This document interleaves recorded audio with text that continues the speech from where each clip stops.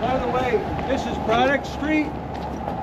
Down the first block by Piccadilly, the Braddock sash was sitting in a house here forever, for decades.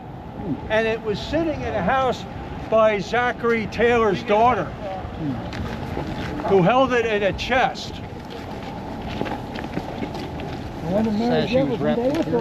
Right.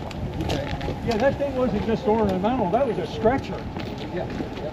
The one that married Jefferson Davis or a different daughter? That different daughter. Okay. Yeah, different daughter. She was younger than the one who married Jefferson Davis. Oh, all right. Is that Right. the sash that did Mount Vernon? Yeah, that's right.